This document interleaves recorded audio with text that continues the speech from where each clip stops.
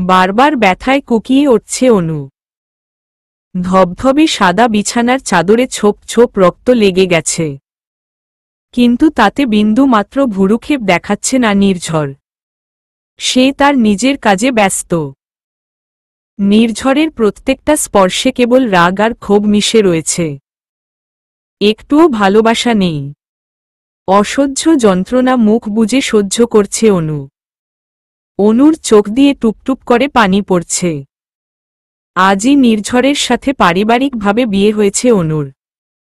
অনুর বাবা মা বেশ বেছে বেছে একমাত্র মেয়ের জন্য পছন্দ করেছে নির্ঝরকে। তারপর ধুমধাম করে বিয়েটা সম্পূর্ণ হয়েছে। বিয়ের প্রথম রাতেই স্বামীর এমন ভয়ঙ্কর রূপ কিছুতেই মানতে পারছে না অনু।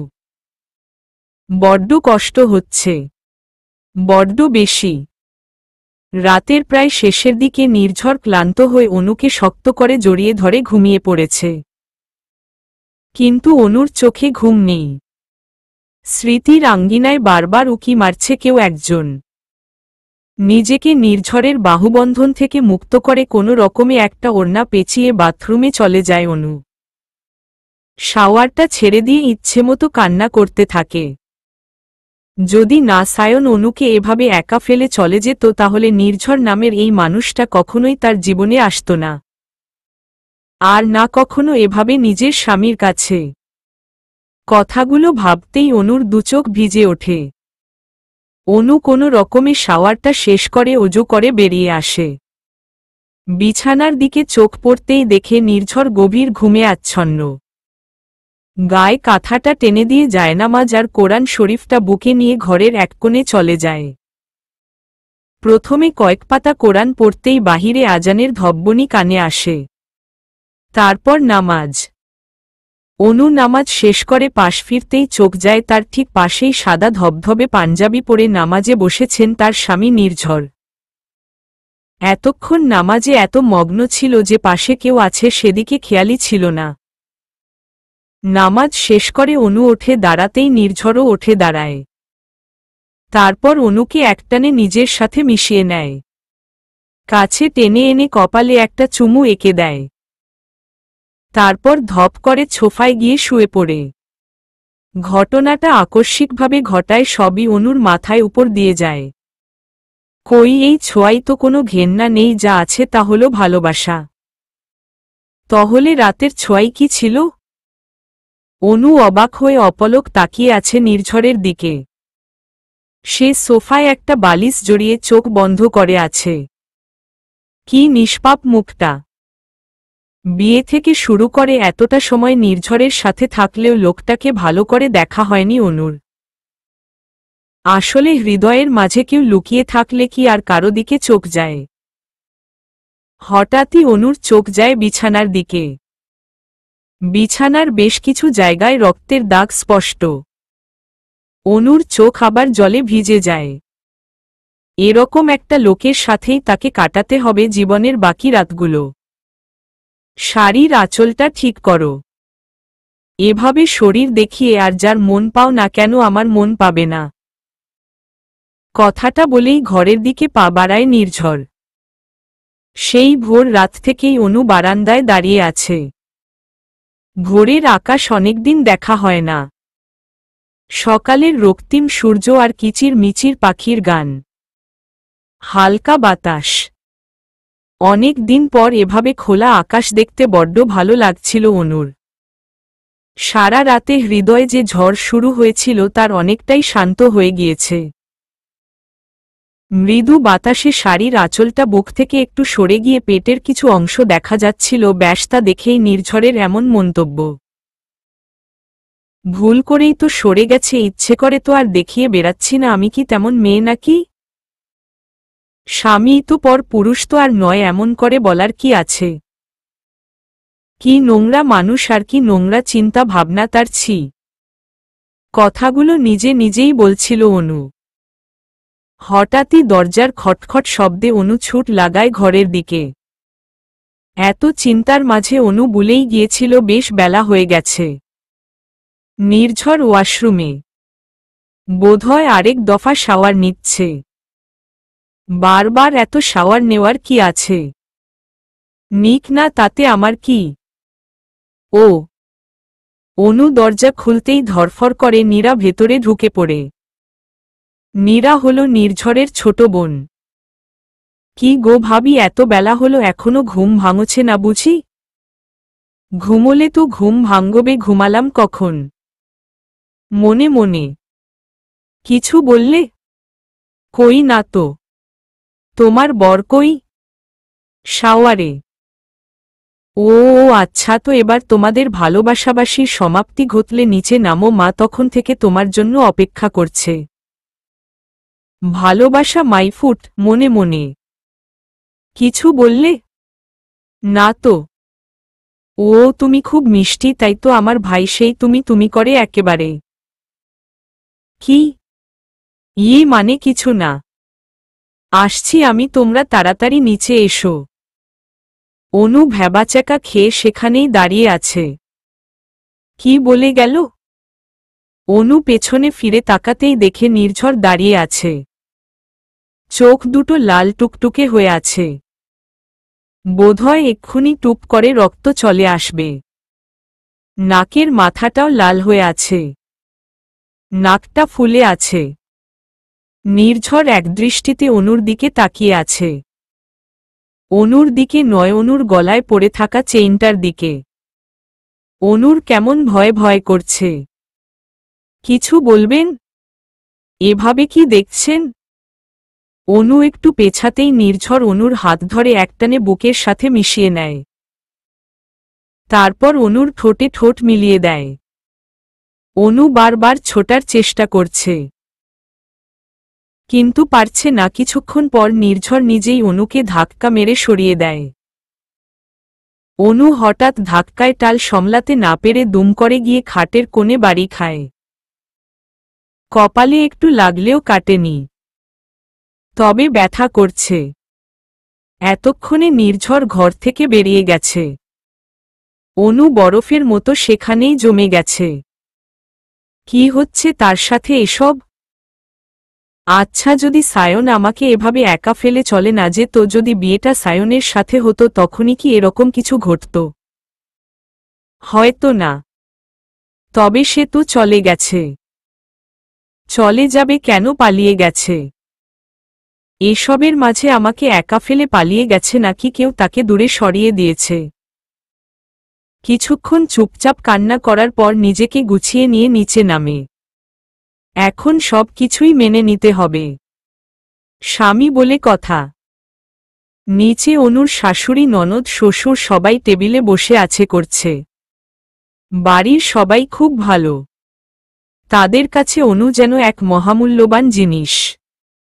তাতে একটু আচরও যদি লাগে, তাতে বোধহয় মহাভারত অশুদ্ধ হয়ে যাবে। তবে অনু শাশুড়ি একদম চুপচাপ, কোনো কথা বলছে না।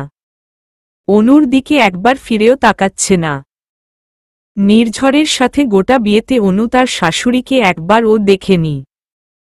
বোধহয় তিনি এই অনুষ্ঠানে নিজেকে জড়াতেই চাননি। বিষয়টা অনুর চোখে বড্ড লাগছে, কিন্তু মনে দাগ কাটছে না। নতুন বউ বলে কথা। আর ভালোই তো লাগছে, এত আদর যত্ন মন্দ লাগার প্রশ্নই ওঠে না। তবে অনুর ধারণা মতে শাশুড়িরা এমনই হয়। তবে সায়নের মা ভদ্র মহিলা ছিল, একদম এরকম বড্ড রাগী। তবে অনুকে তার ভারী পছন্দ ছিল। আজ অনুর বউ ভাত। অনুর মা বাবা ভাই ভাবি সবাই এসেছে। অনু এত লোকের মাঝে মাকে টেনে নিয়ে আড়ালে চলে যায়। এতটা সময় বোধহয় সে মায়েরই অপেক্ষায় ছিল। মাকে জড়িয়ে ইচ্ছে মতো কেঁদে দেয়। অনু, মা আমাকে নিয়ে চলো, আমি থাকব না এখানে। কেন রে বাবুই, কি হয়েছে? আমি সায়নের কাছে যাব। সায়ন কোথায়? অনু ধমকিয়ে। বলো না মা, আমার সান কোথায়? অনু, মা প্লিজ, এই লোকটার সাথে থাকা আমার পক্ষে অসম্ভব। এই লোকটা খুব বাজে। অনুকে কথার মাঝখানে থামিয়ে দিয়ে। অনু, নির্ঝর খুব ভালো ছেলে, একটু মানিয়ে নাও, তোমাকে সুখে রাখবে। অনুর মা কথাগুলো বলে মাথা নিচু করে ফেলে। সায়নকে ছাড়া আমি সুখে থাকতে পারবো না মা। মা প্লিজ বলো না সায়ন কোথায়। আমি সায়নের কাছে চলে যাব। মেয়ের ছলছল চোখের দিকে তাকিয়ে অনুর মা অনামিকা আরা মুখ খোলে। অনু আসলে সায়ান। কোথা থেকে দুম করে নির্ঝর চলে আসে। অনুর মাকে ইশারায় চুপ করিয়ে দেয়। অ্যান্টি বাহিরে খেতে দিয়েছে, আপনি খাবেন না, চলুন। হুম বাবা চলো। অনুর মা যাওয়ার আগে ছলছল চোখে একবার নির্ঝরের দিকে তাকিয়ে চোখ নামিয়ে নেয়। অনুর মা চলে যায়। অনু মায়ের পেছনে পেছনে যেতে লাগলে নির্ঝর অনুর হাত ধরে টেন মারে। অনুও হুমড়ি খেয়ে পড়ে নির্ঝরের বুকে। কি হলো, হাত ধরেছেন কেন, ছাড়ুন। কি অসভ্যতামি হচ্ছে শুনি। ছাড়ুন, অসভ্য লোক একটা। নির্ঝর অনুকে শক্ত করে বুকের সাথে চেপে ধরে আছে। তারপর পকেট থেকে একটা রুমাল বের করে অনুর চোখের নিচে টেপটে যাওয়া কাজলটা মুছিয়ে দেয়। কান্না করার ফলে চোখের নিচে কাজলটা টেপটে গিয়েছিল। তোমার চোখে দেখেছিলাম আমি আমার সর্বনাশ। কি কি বললেন? জানি না। নিজে বলে এখন বলছেন জানি না। হুম সত্যিই জানি না তোমাকে এখন ঠিক কি করা উচিত। মানে? জানি না। কথাটা বলেই নির্ঝর রুমালটা পকেটে রেখে দিয়ে হাঁটা ধরে। অনুও নির্ঝরের পেছনে পেছনে হাঁটছে। হাঁটছে না, রীতিমতো ছুটছে। নির্ঝর ইয়া লম্বা মানুষ। তার উচ্চতার কাছে অনু নিছকই বাচ্চা। উফ, একেবারে হাতি একটা। অনুর কাছে তার স্বামীকে পৃথিবীর সবচেয়ে রহস্যময় চরিত্র বলে মনে হচ্ছে, যার হৃদয়ের বেলাভূমিতে কখনো মেঘ তো কখনো বৃষ্টি, আবার মাঝে মাঝে রোদ্দুরও উকি মারে। কি চায় এই রহস্যময় মানব? না, রহস্যময় স্বামী নামক এক অজানা চরিত্র। নির্ঝর ধীর পায়ে এগিয়ে আসছে অনুর দিকে। অনুর ভয়ে বুক কাঁপছে, ওদি কাল রাতের মতো আবার। না না, অসম্ভব। বউ ভাতের অনুষ্ঠান শেষে সবাইকে বিদায় দিয়ে অনু ঘরে চলে আসে।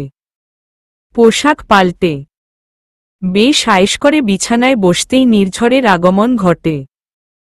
নির্ঝরকে দেখে বিছানার একপাশে গুটিসুটি মেরে বসে পড়ে অনু। নির্ঝর ঘরে ঢুকে অনুর দিকে তাকাতেই অনুর কাল রাতের কথা মনে পড়ে যায়। নির্ঝরকে এগিয়ে আসতে দেখে অনু দুম করে দাঁড়িয়ে যায়। একটা ছোট্ট ঢোক গিলে বলতে শুরু করে, দেখুন মিচৌধুরী, আপনার সাথে আমাকে জোর করে বিয়ে দেওয়া হয়েছে। আমি অন্য কাউকে ভালোবাসতাম, আর এখনো বাসি। কথাগুলো আমি আপনাকে কালই বলতাম, কিন্তু আপনি তো আপনার কাজে নানা স্বামীগিরি ফলাতে ব্যস্ত ছিলেন, তাই বলার সুযোগটাই হয়ে ওঠেনি। কিন্তু শুনে রাখুন, যেদিন সে ফিরে আসবে সেদিন আমি। বাকি কথা বলার সুযোগ হয়নি অনুর। নির্ঝর অনুর চুলে মুঠি ধরে নিজে দিকে টেনে নেয়। তারপর ঠোঁটে ঠোঁট মিলিয়ে দেয়। অনু বারবার হাত পা ছুড়ছে, কিন্তু কিছু করার উপায় নেই। দু চোখ। অনু নির্ঝরকে সর্বশক্তি দিয়ে ধাক্কা দিতেই নির্ঝর পেছনে সরে যায়। আপনি কি চান বলুন তো, এভাবে বারবার জোর করছেন কেন? যদি এতই শরীরের নেশা হয়ে থাকে তাহলে পতিতা পল্লী গেলেই পারতেন। কেন আমার আর সায়নের মাঝে এলেন? নির্ঝর বাকরুদ্ধ হয়ে তাকিয়ে আছে অনুর দিকে। তুমি তার কাছে যেতে চাও যে তোমার সবটা চায় না, কিন্তু তার কাছে যেতে চাও না যে তোমার ভালোমন্দ সবটা চায়। কথাগুলো বলেই নির্ঝর বিছানা থেকে একটা বালিশ ঢিল মেরে অনুর দিকে ছুঁড়ে দেয়। অনু বালিশটা হাতে নিয়ে বাকরুদ্ধ হয়ে দাঁড়িয়ে আছে। আর কোনো কথা হয়নি দুজনের মাঝে। নির্ঝর খাটের উপর উবু হয়ে শুয়ে পড়ে, আর অনু এখনো ওভাবেই দাঁড়িয়ে আছে। লাইটটা অফ করে দাও, অনুর দিকে না তাকিয়ে। অনু একটা ভেঙচি কেটে সোফার দিকে পা বাড়াতেই, না এই ঘর তোমার, না এই ঘরের জিনিসগুলো, তাই এই ঘরের কোনো জিনিস ব্যবহার করার অনুমতি তোমার নেই। তাহলে আমি কোথায় শোবো? মেঝেতে। কি? ইচ্ছে করলে বারান্দা ফাঁকা আছে। অনু গোল গোল চোখে নির্ঝরের দিকে তাকিয়ে আছে। এই লোকটা উন্নত শ্রেণীর অসভ্য। অসভ্যতার সকল স্তর পার করে এসেছে। কথাগুলো নিজের মনে মনে বলে অনু মেঝেতেই গুটি সুটি মেরে শুয়ে পড়ে। একটু কষ্ট হলেও বেশ ক্লান্ত থাকায় ঘুম চলে এসেছে খুব দ্রুত। আর তো মাত্র একটা দিন, কালকে বাড়ি গিয়েই সায়নের কাছে চলে যাবে অনু সারা জীবনের জন্য। সায়নের কথা মনে পড়তেই অনুর কাছে কোনো কষ্ট যেন কষ্টই মনে হচ্ছে না। আচ্ছা, সায়ন কি মেনে নিবে আমাকে? নিবে না কেন? যা হয়েছে নিজের ইচ্ছের বিরুদ্ধে, এটা তো একরকম ধর্ষণই বলা যায়। সায়নের ভালোবাসার কাছে এসবই তুচ্ছ। ওরগুলো নিজেই নিজের মতো সাজিয়েছে অনু। ভোর রাতে একটু চোখ মেলতেই অনু দেখতে পায় নির্ঝর নিচের দিকে ঝুঁকে উবু হয়ে তাকিয়ে আছে অনুর দিকে। অনু বেশ ভয় পেয়ে যায়। আবার কি কাল রাতের মতো? আচ্ছা অনু, কখনো কি শুনেছ কোনো ছেলে কোনো মেয়ের নাকফুলের প্রেমে পড়ে? কখনো কি শুনেছ একটা মেয়ের গলুমলু গালের প্রেমে পড়ে? কখনো কি শুনেছ কোনো ছেলে কোনো মেয়ের গালের মাঝখানে পড়া ছোট্ট টোলের প্রেমে পড়ে? আমি পড়েছি, একবার নয় বার পড়েছি। সে পড়ে প্রেমের পুড়ে ছারখার হয়েছি, তবুও বলতে পারিনি। কথাগুলো অনুর মাথার উপর দিয়ে যাচ্ছে। মি চৌধুরী কি বলছেন কি এই সব? জানি না। কথাগুলো বলেই নির্ঝর ঘর থেকে বেরিয়ে যায়। সিঁড়ি বেয়ে নিচে নেমে সদর দরজার কাছে যেতেই রাহেলা বেগম নির্ঝরের মায়ে চোখে পড়েন। ভোরবেলায় কোরআন তেলাওয়াত করার অভ্যেস ওনার। একটু পিপাসা পেয়েছিল, তাই পানি খেতে এসে কাউকে যেতে দেখেন। নিচু গলায় ডেকে ওঠেন, কে ওখানে? আমি, মা। নির্ঝর, এত ভোর ভোর কই যাও আব্বু? একটু বাহিরে যাব, ভালো লাগছে না। আর কথা বাড়াননি উনি। নির্ঝরের যখন মন খারাপ থাকে তখন সে বাহিরে চলে যায় হাঁটতে। খোলা আকাশ, মৃদু বাতাস, এসব নাকি নির্ঝরের কাছে মন ভালো করার মেডিসিন। এখন বেশ ভোর হয়ে গেছে। তেমন আলো না ছড়ালেও বেশ সবকিছু স্পষ্ট দেখা যাচ্ছে। নির্ঝরের বলা কথাগুলো ভাবতে ভাবতেই বাহিরে আজানের ধ্বনি কানে যায়। অনু ঝটপট নামাজ পড়ে নেয়। নামাজের বিছানায় কেঁদে বুক ভসিয়ে দেয়। অনুর চাওয়া বলতে ওই একজনই সায়ন। সকাল সকাল শ্বশুর বাড়ির সবার আবদার, তারা আজ নতুন বউয়ের হাতে বানানো নাস্তা খাবে। অনুও রান্নাঘরে ঢুকে বেশ হেলেদুলে রান্না করছে। আজই তার এ বাড়িতে শেষ দিন, তাই না হয় একটু সবার আবদার রাখলাম, তাতে দোষের কি? খাবার টেবিলে সবাইকে খাবার দেওয়া হয়ে গেছে, যে যার মতো বসে পড়েছে। তবে রাহেলা বেগম সোফায় বসে অনুর গতিবিধি লক্ষ্য করছে। অনু সবার সাথে নিজের প্লেটটাও সাজিয়ে ফেলেছে। এবার অনু শাশুড়ি মায়ের দিকে চোখ পড়ে, অ্যান্টি আসুন না, খেতে বসুন। এবার রাহেলা বেগম তেলে বেগুনে জ্বলে ওঠে। কোনো মেয়ের নিজের স্বামীর কথা ভুলে যেতে পারে হয়তো, কিন্তু কোনো মা নিজের ছেলের কথা ভুলতে পারে না। কথাগুলো বলে উনি সিঁড়ি বেয়ে উপরে উঠে যান। সত্যি তো উনি সেই কখন বেরিয়েছে গেছে, এখনো ফিরল না, তবে কি আর বাড়ি যাওয়া হবে না? অনুর মনটা খারাপ হয়ে যায়। হঠাৎই পেছনে থেকে কেউ হুঙ্কার দিয়ে ওঠে, অনু তাড়াতাড়ি তৈরি হয়ে নাও। অনু পেছনে ফিরে তাকাতেই দেখে নির্ঝর দাঁড়িয়ে আছে। অনুর আর খাওয়া হলো না, খুশির ঠেলায় নাচতে নাচতে উপরে চলে যায়। আজ অনু আর নির্ঝর জোর বেঁধে অনুদের বাড়ি এসেছে। বিয়ের পর প্রথম মেয়ে জামাই বাড়ি এসেছে, অনুর বাবার আনন্দের অন্ত নেই। সবাই নির্ঝরকে নিয়ে ব্যস্ত, আর অনুর দুচোখ একজনকে খুঁজছে। হঠাৎই অনুর চোখ যায় দরজার আড়ালে। দরজার কাছে যেতেই দেখে সোহা সেখানে ঠোঁট উল্টে কাঁদছে। অনুর দুচোখ সোহাকেই খুঁজছিল। অনু কোনো দিকে না তাকিয়ে সোহার কাছে ছোট লাগায়, সোহা তোর ভাই কোথায়? অনু আপু ভাইয়া, আমাকে তোর সাথে যেতে বলেছে তো। চল, সবাই এখন মিচৌধুরীকে নিয়ে ব্যস্ত, এই সুযোগ তুই বাহিরে অপেক্ষা কর, আমি আমার ব্যাগ নিয়ে আসছি। সোহা হল সায়নের একমাত্র ছোট বোন। বাকি পরিচয় পড়ে দিব। সোহা নীরবে বাহিরে বেরিয়ে যায়। অনুও ঘরে গিয়ে গুটি গুটি পায়ে সদর দরজা পেরিয়ে বাহিরে চলে আসে। সে চলে যাচ্ছে তার ভালোবাসার মানুষ সায়নের কাছে, আর পেছনে ফেলে যাচ্ছে তার 2 দিনের স্বামীকে। ছাদের এক কোণে চুপটি করে বসে আছে অনু। চোখ দিয়ে টুপটুপ করে পানি পড়ছে।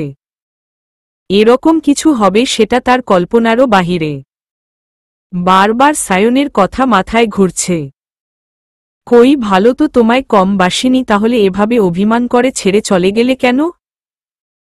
সায়নের সাথে প্রথম দেখা, প্রেম সব যেন চোখের সামনে ভাসছে। এই তো ছাদের এই কর্নারটাই দাঁড়িয়েই সায়নের সাথে প্রথম চোখাচোখি হয়েছিল অনুর। অতীতে ডুব দেয় অনু। সায়ন হল অনুদের প্রতিবেশী। অনুর বাবা ব্যাংকে চাকুরি করে, ট্রান্সফার জব। বাবার বদলির খাতিরে অনুরা পরিবার সহ ঢাকায় চলে আসে। নতুন জায়গা, নতুন পরিবেশ, সব মিলিয়ে বেশ মন খারাপ পাচ্ছিল অনুর। পুরানো কলেজ, পুরানো বন্ধু সব ফেলে আসতে কারই বা ভালো লাগে। তাই মন ভালো করার জন্য কানে হেডফোন গুজে ছাদের উদ্দেশ্যে রওনা হয় অনু। খোলা আকাশ মন ভালো করার মেডিসিন। বেশ কিছুক্ষণ ছাদে হাঁটাহাঁটি করতেই চোখ যায় অনুদের ছাদ বরাবর পাশেই আরেকটা ছাদের দিকে। ছাদের মাঝখানে বিছানা পেতে বইয়ে মুখ গুজে বসে আছে একটি ছেলে। চোখে মোটা ফ্রেমের চশমা, পরনে হালকা নীল রঙের টি শার্ট আর কালো রঙের 3/4 প্যান্ট। এমনভাবে বইয়ের দিকে ঝুঁকে আছে যে তার মুখটাও ঠিকমতো দেখা যাচ্ছে। কেন যেন ছেলেটাকে দেখে অনুর বেশ কৌতূহল জাগে। অনুর ছেলেটার মুখ দেখতে বেশ ইচ্ছে করছে। বেশ কিছুবার উকি ঝুঁকি মারার পরও ছেলেটার মুখ দেখতে অক্ষম হয় সে। শেষবার উকি মারতেই ছেলেটা দুম করে দাঁড়িয়ে যায়। অনুর সাথে চোখাচোখি হয়ে যায় তার। অনু লজ্জা পেয়ে মাথা নিচু করে ফেলে। ছেলেটা অনুর দিকে এগিয়ে আসে। আপনি কি কিছু বলবেন আমায়? মানে না তো। অনু বেশ লজ্জা পেয়ে যায়। না, আমার মনে হলো বোধহয় কিছু বলতে চান, তাই বারবার। আচ্ছা, যাই হোক, হ্যাঁ, আমি সায়ন আহমেদ। আমি অনু। ছোট্ট করে নিজের নামটা বলেই অনু ছুট লাগায় নিচে। কেন যেন তার বেশ লজ্জা করছে।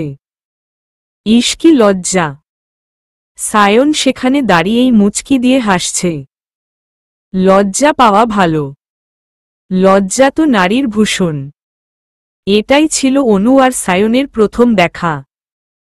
তারপর আর কখনো কথা হয়নি দুজনের মাঝে।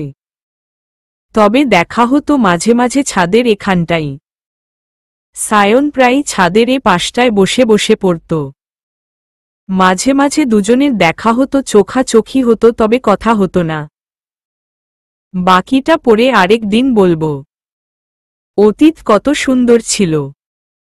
কোথা থেকে কি হয়ে গেল। তখন সোহাকে পাঠিয়ে দেওয়ার পর অনু বাড়ির সবার চোখে ফাঁকি দিয়ে এক কাপড়ে বাড়ি থেকে বেরিয়ে আসে। তার ধারণা সায়নী সোহাকে পাঠিয়েছে অনুকে নিয়ে যেতে। সে হয়তো তার প্রিয়তমার জন্য বাহিরে অপেক্ষা করছে। সায়নের জন্য অনুর বুকে বেশ অভিমান জমে আছে। অনু বাড়ি থেকে বেরিয়ে ছুট লাগায় বাড়ির পেছনের দিকে। সোহা অনুর কথা মতো সেখানেই অপেক্ষা করছিল। অনু সেখানে এসেই চারদিকে খোঁজাখুঁজি শুরু করে দেয়। কাকে খুঁজছ এভাবে? সোহা, তোর ভাই কোথায়? কেন খুঁজছ তাকে? বেশ ঝাঝালো কণ্ঠে সোহা অনুকে প্রশ্নটা করে। অনু অবাক চোখে সোহার দিকে তাকিয়ে আছে। মানে বুঝলে না? বেশ তো হেলে দুলে বিয়েটা করে নিলে, আবার বরকে নিয়ে বাপের বাড়িও এলে। বিয়ে করার আগে একবারও কি আমার ভাইয়ের কথা ভাবেছিলে? এসব কি বলছিস সোহা? ঠিকই তো বলছি, সেদিন তুমি আসোনি বলেই আজ। কি? ভাইয়া আজই লন্ডন চলে যাচ্ছে, আর মাত্র 21 মিনিট পর ফ্লাইট। সোহার কথায় অনু আকাশ থেকে পড়ল। সায়ন চলে যাচ্ছে? এই নাও মা, এগুলো তোমায় ফিরিয়ে দিতে বলেছে। সোহা অনুর হাতে কয়েকটা কাগজ ধরিয়ে দেয়। এগুলো কাগজ নয়, এগুলো চিঠি, যেগুলো অনু সায়নকে দিয়েছিল। চিঠিগুলো অনুর হাতে ধরিয়ে দিয়ে সোহা পেছনে হাঁটতে শুরু করে। কিছু দূর গিয়ে সোহা দাঁড়িয়ে যায়। পেছনে ফিরে সোহার দিকে তাকিয়ে বলতে শুরু করে, অনু আপু, হয়তো তোমার ছলনায় আমার ভাইয়ের জীবনটা শূন্য হয়ে গেল। আমি আমার ভাইয়ের ভালোবাসা হারালাম। ও আর হ্যাঁ, এই চিঠিগুলোর অস্তিত্ব এখানেই শেষ করে দাও, না হলে যদি তোমার বরের হাতে চলে যায়। তোমার বড়লোক বড় কি তোমার মতো এরকম মেয়েকে মানবে? ভালো থেকো। আর একটি কথাও বলেনি সোহা। চোখের পানি ফেলতে ফেলতে বাড়ির পথে হাঁটা ধরে সে। অনু সেখানেই ঠায় দাঁড়িয়ে আছে। বিয়ের আগের দিনও অনুর সায়নের সাথে কথা হয়েছিল। সায়নের কথা মতে সে রাতের মাঝামাঝি সময়ে বাড়ির পেছনে দিকটায় অপেক্ষা করবে অনুর জন্য। তারপর অনুকে নিয়ে পালিয়ে যাবে অনেক দূরে। অনু এসেছিল। সারা রাত অপেক্ষা করেছে সায়নের জন্য, কিন্তু সে তো আসেনি। তারপর দিন নির্ঝরের সাথে বিয়ে হয়ে যায় অনুর। অনু চিঠিগুলো মুষ্টিবদ্ধ করে বাড়ি ফিরে আসে, ছাদের এক কোণে গুটিসুটি মেরে বসে পড়ে। সায়নের সাথে সম্পর্কের শুরুটাও ছিল এই ছাদ, আবার হয়তো শেষটাও এখানেই হতে চলেছে। আচ্ছা, তবে কি ছলনা আমি করেছি? তুমিই তো আসনি, বারবার ডেকেছি তবুও আসনি, মুখ ফিরিয়ে রেখেছিলে। আজ সব সম্পর্কের ইতি টেনে পারি জমালে সদূর পারে। তবুও ছলনাময়ী আমিই হলাম। কথাগুলো বলেই অনু হাউ মাউ করে কাঁদতে শুরু করে। এভাবে কত সময় কেটেছে জানা নেই। অনু যখন চোখ খোলে তখন বেশ রাত হয়ে গেছে। নির্ঝর বালিশে হেলান দিয়ে একটা ডায়েরিতে কিছু একটা লিখছিল, আর অনু নির্ঝরের বুকের উপর শুয়েও আছে, একেবারে নির্ঝরকে ঝাপটে ধরে। অনু ধরফর করে উঠে দাঁড়ায়। এদিক সেদিকে চোখ বুলায়, না, এটা তো তার ঘর নেই। এই ঘরটার সাথে অনুর বাড়ির কোনো ঘরেরই মিল নেই। সে তো বাবার কাছে ছিল। ঘরে ড্রমি লাইট ঝালানো ছিল, তাই তেমন কিছু দেখাও যাচ্ছে না। অনু বারবার মনে করার চেষ্টা করছে এটা কোনো জায়গা। মি চৌধুরী আমাকে কোথায় এনেছেন? নির্ঝর অনুর দিকে তাকিয়ে মুচকি হেসে ওর দেয়। যে দিন আমি তোমার নাম নিয়ে 3 বার কবুল বলি, সেদিনই তোমার পায়ে এক অদৃশ্য শিকল পরিয়ে দিই, আর যখন তুমি আমার নামে 3 বার কবুল বলো, সেদিনই তুমি নিজে নিজেই সেই শিকল পায়ে বেঁধে নাও, অর্থাৎ তুমি চাইলেও আমার থেকে দূরে যেতে পারবে না। কারণ তোমার অস্তিত্ব এখন আমাতেই বন্দী। আমি যে তোমার স্বামী। অনুর চোখ বেয়ে আবার বৃষ্টি নামে। কথাগুলো সায়ন বললে বোধহয় ভালো শোনাত। নির্ঝর ওঠে গিয়ে ঘরের আলোটা জ্বালিয়ে দেয়। অনু ভালো করে তাকিয়ে দেখে এটা নির্ঝরের ঘর। নির্ঝর তাকে আবার এ বাড়ি নিয়ে এসেছে। সকালেই তো অনু ঘরটাকে বিদায় জানিয়ে বেরিয়ে গিয়েছিল, আবার ফিরতে হলো এই ঠিকানায়। বিকেলে অনুকে অনেক খোঁজাখুঁজরি পর যখন অনুর দেখা মিলছিল না, তখন অনুর বাবা মায়ের মুখ শুকিয়ে যায়। তাদের ধারণা বোধহয় তাদের একমাত্র মেয়ে পালিয়ে গিয়েছে। কিন্তু নির্ঝর কি মনে করে ছাদে চলে যায়। ছাদে যেতেই চোখ পড়ে অনুর দিকে। অনু ছাদের দেয়াল ঘেঁষে পড়ে রয়েছে। নির্ঝরের বুক ধক করে ওঠে। অনু কিছু করে বসল না তো? অনুর কাছে যেতেই দেখে না সে অজ্ঞান হয়ে গিয়েছে। নির্ঝর একটা স্বস্তির নিঃশ্বাস ফেলে অনুকে কোলে তুলে নেয়। তারপর আর এক মুহূর্ত সেখানে দাঁড়ায় না। অনুকে কোলে নিয়ে হাঁটা ধরে গাড়ির দিকে। শ্বশুর বাড়ির সবার কথা অগ্রাহ্য করে নির্ঝর অনুকে নিয়ে বাড়ি চলে আসে। কান্নাকাটির ফলে অনুর বেশ মাথা ধরেছে। তাই অনু কথা না বাড়িয়ে বালিশ নিয়ে উঠে আসে। তার জায়গা যে এই ঘরের মেঝেতে। অনু উঠে আসতেই নির্ঝর অনুর কোমর জড়িয়ে ধরে। তারপর অনুর খোলা পেটে মুখ ডুবিয়ে দেয়। অনু ঠায় দাঁড়িয়ে আছে। হয়তো এটাই তার নিয়তি। এখন থেকে যা হবে সব তাকে মানতে হবে। হাজার হোক এটাই অনুর নিয়তি। নির্ঝর বারান্দায় বসে একটার পর একটা সিগারেট ধরাচ্ছে। অনু কাঁথা মুড়ি দিয়ে বিছানায় শুয়ে আছে। নির্ঝরের পাশেই ছাই হয়ে পড়ে রয়েছে সায়ন আর অনুর চিঠিগুলো। তাদের মাঝে লিপিবদ্ধ কিছু ভালোবাসা। অনু কাঁদতে কাঁদতে কখন ঘুমিয়ে পড়েছে সে হুঁশ নেই। মেয়েটা বেঘোরে ঘুমোচ্ছিল। কিন্তু নির্ঝরের চোখে ঘুম নেই। ভালোবাসা নামক আগুনে পুড়ে ছারখার হয়ে যাচ্ছে নির্ঝরের হৃদয়ে। সকালে সূর্যের আলো চোখে পড়তেই অনু ধরফরিয়ে উঠে যায়। বোধহয় অনেক বেলা হয়ে গেছে। যা আজকে আর নামাজটাই আর হল না। বিছানার এদিক সেদিকে তাকিয়ে দেখে নির্ঝর নেই। কোনো রকমে ওড়না জড়িয়ে ওয়াশরুমে চলে যায় সে। গোসল শেষে ওয়াশরুম থেকে বেরিয়ে ঘরের এদিক সেদিকে ঘুরে ঘুরে দেখছিল অনু।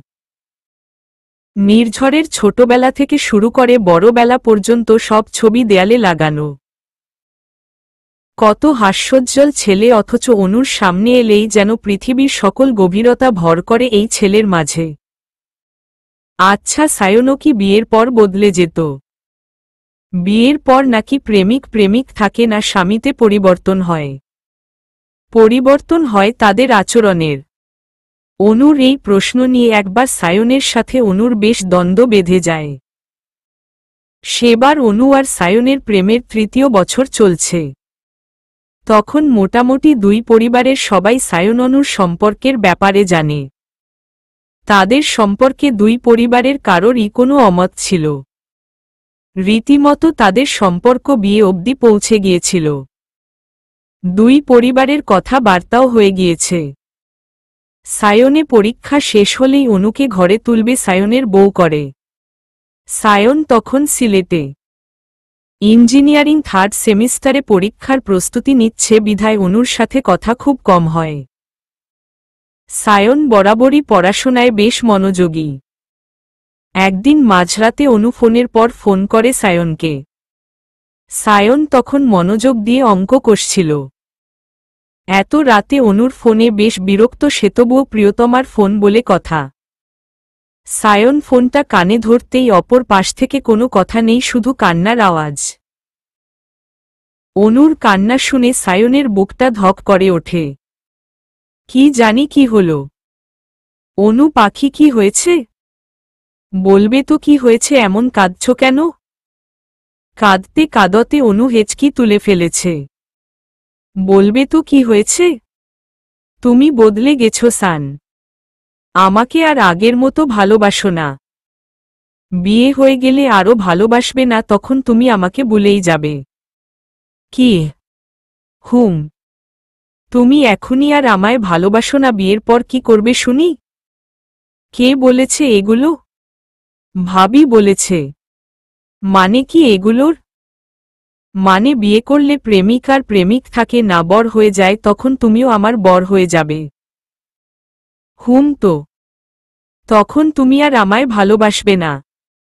কেন বাসব না? কারণ বিয়ে হয়ে গেলে নাকি মানুষ বদলে যায়। এই যে দেখো, সবে তো বিয়ের কথা হয়েছে, তাতেই তুমি কেমন বদলে গেছ। সায়ন মুচকি হেসে অনুকে জবাব দেয়।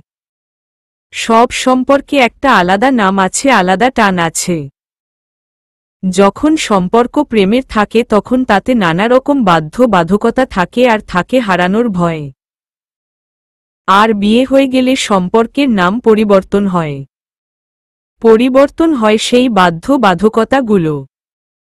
তবে ভালোবাসার ধরনেরও পরিবর্তন হয়, কিন্তু পরিমাণের কোনো পরিবর্তন হয় না, বরং ভালোবাসা বেড়ে যায়। ও ও তার মানে তুমি বদলাবে না? একদমই না।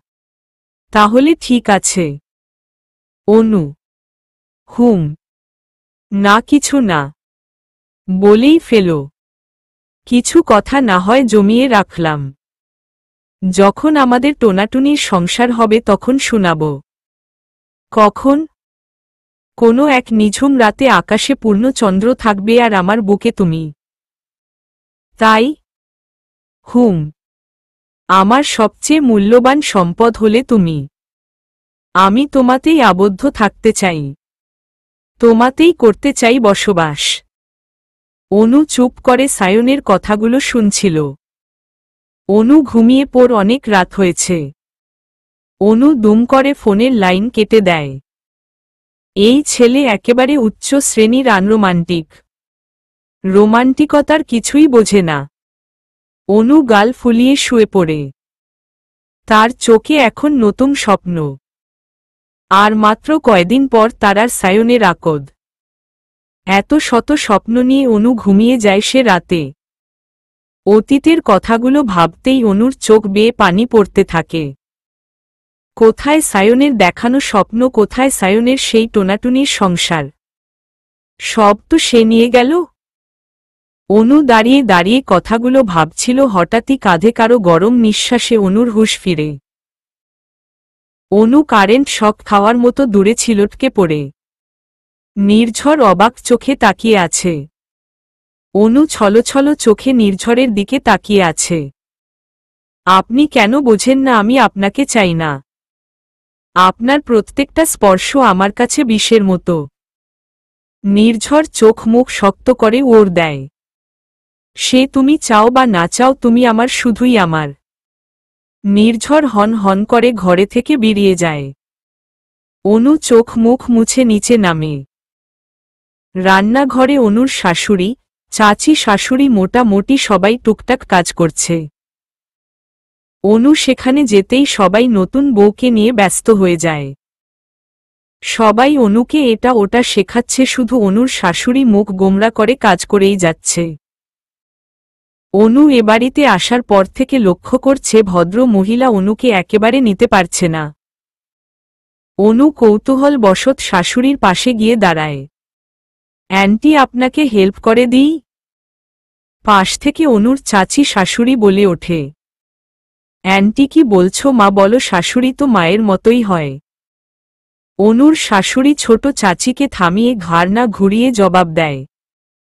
রাখো তো ওমন বউকে, মেয়ে ভাবার কোনো ইচ্ছে আমার নেই। তোমার মুখে অ্যান্টি ডাকি মানায়? খবরদার আমাকে ঢং করে মা বলতে এসো না। অনু শাশুড়ির কথা শুনে থমকে যায়। সামান্য মা ডাকাতেই এত সমস্যা? কি করেছি আমি যে উনি আমাকে সহ্য করতে পারেন না?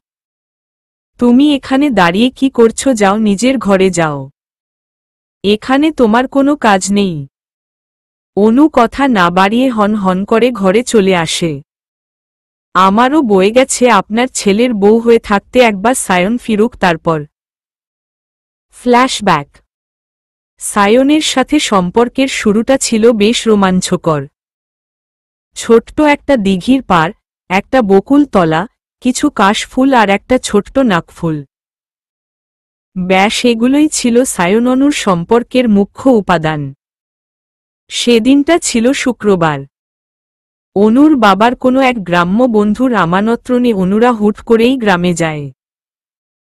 অনুর বাবার সেই বাল্য বন্ধুর একমাত্র মেয়ের বিয়ে। তাই বেশ দল বেঁধে পরিবার সহ অনুরা গ্রামে চলে আসে। তখনও অনুর সাথে সায়নের সম্পর্ক বাড়ির ছাদ অবধিই আটকে আছে। তবে মাঝে মাঝে রাস্তায় দুই একবার দেখা হলে শুধু একটু মুচকি হাসতেই আবদ্ধ ছিল তারা দুজন। অনুর গ্রামে তেমন আসা হয় না। এখানে এসে গ্রামে সহজ সরল মানুষগুলোর সাথে মিশে বেশ ভালোই লাগছে অনুর। এরই মাঝে বিপত্তি বাধে। রাতে গায়ে হলুদে মেয়ের জন্য রাখা সব হলুদ চুরি হয়ে গেছে। কি সর্বনাশ! এখন কি হবে? এদিকে বেলাও যে শেষের দিকে, সন্ধ্যের পর হলুদ বাটাবাটি শুরু হবে। কোনো উপায় না পেয়ে কনেপক্ষের কিছু মেয়ে বেরিয়ে পড়ে বাগান থেকে হলুদ তুলতে। অনুও তাদের সাথে চলে আসে। নদীর উপার বাগান থেকে তারা হলুদ তুলে নিয়ে আসবে, তারপর বাটাবাটি শুরু হবে। যথারীতি বাড়ির সামনে দিয়ে বয়ে যাওয়া ছোট্ট নদী পার করে তারা হলুদ নিয়ে ফিরছিল এমন সময় অনুর চোখ যায় রাস্তার উপারে ব্যাগপত্র নিয়ে দাঁড়িয়ে থাকা মাঝামাঝি বয়সী এক মহিলা ও তার মেয়ের দিকে। তারা অসহায়ের মতো মুখ করে রাস্তায় দাঁড়িয়ে আছে। দুজকে দেখে মনে হচ্ছে না তারা গ্রামের কেউ। অনু ঝটপট তাদের কাছে চলে যায়। হতে পারে তারা কোনো বিপদে পড়েছে। অনু সালাম দিয়ে কথা বলা শুরু করে। অ্যান্টি কোনো সমস্যায় পড়েছেন? আর বলো না মা, অনেকদিন পর গ্রামে এসেছি, গ্রামের পথঘাট তেমন মনে নেই। ও, আপনি পথ ভুলে গেছেন? হ্যাঁ, পাশ থেকে সোহা বলে ওঠে। আমরা এখানে এক দাদুর বাড়ি এসেছি। এক চাচাতো বোনের বিয়ে, কিন্তু আম্মু পথই ভুলে গেছে। তোমাদের সাথে কেউ নেই যে পথ চিনে? ভাইয়া আছে, কিন্তু সে লেট লতিফ ট্রেন ফেল করেছে বলে আসতে দেরি হচ্ছে, বোধহয় ঘন্টা দুয়েক লাগবে। কি সর্বনাশ, এতক্ষণ আপনারা এখানে দাঁড়িয়ে থাকবেন? কি আর করব। অনু ভদ্র মহিলার দিকে তাকিয়ে দেখেন উনি বড্ড ঘামছেন। বোধহয় শরীর খারাপ করছে। অ্যান্টি, আপনি আমাকে সেখানকার ঠিকানা বলুন, আমি দেখছি খুঁজে দিতে পারি কিনা। মা, ঠিকানাটাই তো মনে নেই। আসলে এটা তাদের নতুন বাড়ি, এখানে তেমন আসা হয়নি। অনুকে এতক্ষণ দাঁড়িয়ে বকবক করতে দেখে তারাও এগিয়ে আসে। অনুর সাথে কনের ছোট বোন নীলুও ছিল। নীলু ভদ্র মহিলাকে দেখে আনন্দে উৎফুল্ল হয়ে ওঠে। বড় চাচি, তুমি এসেছ? নীলু এদিক সেদিকে তাকিয়ে বলে। সায়ন ভাই কোথায়, তাকে তো দেখছি না। নীলুর একমাত্র ক্রাশ হচ্ছে সায়ন। সোহা ক্ষেপে যায়। সবসময় ভাইয়ার খবর নাও কেন? এখানে আমি আছি, মা আছে, দেখতে পাচ্ছ না? মার শরীর খারাপ, চলো আমাদের বাড়ি নিয়ে চলো, ভাইয়ার আসতে দেরি হবে। ও, তা আগে বললেই তো হয়। সায়ন ভাই না থাক, তোমরা বাড়ি চলো চাচি। ভদ্র মহিলা আর কেউ নয়, সায়নের মা আর বোন সোহা। পাশ থেকে সায়নের মা বলে ওঠে, সেই কবে তোদের এই নদীর ধারে বাড়িটাতে এসেছি, এত কি মনে থাকে, তাই পথ ভুলে গেছি। ও, আসলে চাচি সায়ন ভাইই বলল এই বাড়িটা থেকেই বিয়ে দিতে। সোহা, এখন দাঁড়িয়ে বকর বকর না করে বাড়ি নিয়ে চলো আমাদের। নীলু, চলো, নিয়েই তো যাচ্ছি। নীলু সামনের দিকে হাঁটা ধরে। এত ব্যাগপত্র নিয়ে সায়নের মা আর সোহা দাঁড়িয়ে আছে। এতগুলো নেওয়া যায়? এদিকে নীলুও হাঁটা ধরে সামনের পথে। অনু এগিয়ে গিয়ে সায়নের মায়ের হাত থেকে ব্যাগ নিয়ে নেয়। সবাইকে নিয়ে বাড়ি চলে আসে। সায়নের বাবার চাচাতো ভাইয়ের বাড়ি এটা। প্রায় সন্ধে নেমে গেছে, বড়রা বড়দের মতো আর ছোটরা ছোটদের মতো আনন্দ করছে। অনুর বেশ ভালোই লাগছে। একেবারে বিশুদ্ধ বাঙালি বিয়ে যাকে বলে। অনুর সাথে দুষ্টমিতে যোগ দিয়েছে সোহাও। সোহা সহজে কোনো মানুষের সাথে মিশে না, তবে যাকে পছন্দ হবে তার কথাই আলাদা। হলুদ বাটা বাটিতে প্রায় সন্ধে গড়িয়ে রাত নেমে গেছে। গ্রামে এইটুকু রাত মানেই গভীর রাত। সবাই যে যার মতো কাজে ব্যস্ত। সোহা, নীলু আর অনু তিনজন বাড়ির সামনে বকুলতলার নিচে বাধাই করা পাড়টায় বসে বসে গল্প করছিল। হঠাৎই তিনজনের ডাক পড়ে। সবাই তেঁতুল মাখিয়েছে, অনুকে খাওয়ার জন্য ডাকা হয়েছে। অনু সোহা আর নীলুকে বসতে বলে বাড়ির দিকে পা বাড়ায়। তোমরা বসো, আমি এখানে নিয়ে আসছি। ওদিকটা কিন্তু বেশ অন্ধকার, যেতে পারবে তো? পাশ থেকে সোহা বলে ওঠে। সবাই কি তোমার মতো চোখ কপালে তুলে হাঁটে যে একটু পরপর উল্টে উল্টে পড়বে? কি বললি? কি আবার বলবো, তুমি তো ভাইয়াকে দেখলেই দুমদাম করে হুমড়ি খেয়ে পড়ে যাও, তাই বললাম। সোহার কথা শুনে নীলুর মুখটা ছোট হয়ে যায়। অনু হেসে ওঠে। অনুদি, তুমি আলোটা নিয়ে যাও। না লাগবে না সোহা, আমি এই যাব আর আসব। অনু অন্ধকারে পথ হাতড়ে বাড়ির দিকে পা বাড়াতেই কঠিন কিছু একটার সাথে বাড়ি খেয়ে দুম করে নিচে পড়ে যায়। অনু প্রথমে ভাবে হয়তো তালগাছ টাস হবে। পরে সেই কঠিন বস্তুকে নড়েচড়ে উঠতে দেখে অনু ভে চিৎকার দিয়ে ওঠে, বাবা গো, গাছ আবার নড়ে। সোহা নীলু দুজনই অনুর চিৎকারে এগিয়ে আসে। মানে সরি, আমি দেখতে পাইনি। সোহা ছুটে এসে আলো জ্বালিয়ে দেখে অনু ভয়ে ভয়ে মুখ নিয়ে নিচে পড়ে রয়েছে। ভাইয়া তুই? সায়ন ভাই তুমি এসেছ? নীলু সায়নকে দেখে এগিয়ে যেতেই পায়ে পা বিঁধে দুম করে নিচে পড়ে যায়। সোহা দাঁড়িয়ে দাঁড়িয়ে কপাল চাপড়াচ্ছে। হয়ে গেল।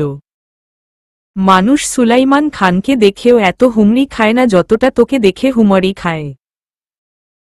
এখন আবার নীলুপির সাথে অনুপিও যোগ দিয়েছে। একসাথে দুটো মেয়ে। চল এখান থেকে বাড়ি ভেতরে চল, না হলে দুজনই হয়তো এবার ভিমরি খাবে। সায়নের কানে সোহার কথা ঢুকছে না, সে তো অনুকে দেখতে ব্যস্ত। রাতে মৃদু আলোয় অনুকে চিনে নিতে সায়নের একটুও কষ্ট হয়নি। অনুও সায়নের দিকে হা করে তাকিয়ে আছে। দুজনের কেউই কাউকে এখানে এভাবে আশা করেনি। সায়ন অনুর দিকে হাত বাড়িয়ে দেয়। অনুও সায়নের হাত ধরে নেয়। অনু সায়নের হাতে ভর করে ওঠে দাঁড়ায়। নীলু ভ্যাবলার মতো তাকিয়ে আছে। সায়ন মুচকি দিয়ে হাসছে। অনুর কিছুটা লজ্জা লাগছে। অনুর বুকটা ভীষণভাবে ধুকধুক করছে। বোধহয় কিছু হতে চলেছে। হয়তো। নির্ঝর লাগছে, ছাড়ুন আমাকে প্লিজ। লাগুক, তোমার এত সাহস হয় কি করে যে তুমি সায়নকে ফোন করো? একটুও লজ্জা করে না? নির্ঝর অনুর হাত পেছনে মুড়ে রেখেছে। অনু ব্যথায় ছটপট করছে। অনুর অপরাধ, সে সায়নকে ফোন করেছিল। যদিও ফোন বারবার রিং হয়ে কেটে গেছে, সায়ন ফোন তোলেনি। নির্ঝর সেই সকালে বাড়ি থেকে বেরিয়ে যায় অফিসের উদ্দেশ্য। প্রায় রাতের দিকে বাড়ি ফিরে দেখে অনু বারান্দায় দাঁড়িয়ে কাকে যেন ফোন করছিল আর বারবার চোখের পানি মুছছিল। নির্ঝর কিছু একটা আন্দাজ করে অনুর কাছে গিয়ে ছো মেরে ফোনটা কেড়ে নেয়। ফোনের স্ক্রনের দিকে তাকাতেই দেখতে পায় সেখানে সায়নের নাম্বার। নির্ঝরের মাথা আগুন ধরে যায়। অনুকে টেনে ঘরে আনে ফোনটা আছাড় মেরে ভেঙে ফেলে। নির্ঝর অনুর হাতটা পেছনে মুড়ে রেখেছে। অনু বারবার ছোটার চেষ্টা করছে। অনু কেঁদে দেয়। দেখুন চৌধুরী, আপনি কি চান বলুন তো? তুমি কি চাও সেটা আগে বলো। আমাকে কেন আরো খারাপ হতে বাধ্য করছ? সায়নকে চাই। আর আমি তোমাকে। নির্ঝর অনুর হাতটা ছেড়ে দেয়। অনু নির্ঝরের থেকে দূরত্ব বজায় রেখে দাঁড়ায়। তুমি তাকেই ভালোবাসো যে তোমার ভালোগুলোকে ভালোবাসে, তুমি তাকে ভালোবাসো না যে তোমার খারাপগুলোকেও ভালোবাসে। কথাগুলো বলে নির্ঝর বেরিয়ে যায়। অনু থম মেরে বসে পড়ে মেঝেতে। সায়নকে ঘিরে তার মনেও এক বড় দ্বন্দ্ব রয়েছে। সায়নের হঠাৎ চলে যাওয়া। দুই পরিবারের মধ্যে দ্বন্দ্বের কারণ কোনোটাই অনুর জানা নেই। ফ্ল্যাশব্যাক। গ্রামের সেই বিয়ে বাড়িতে সায়ন অনু বেশ কাছাকাছি আসে।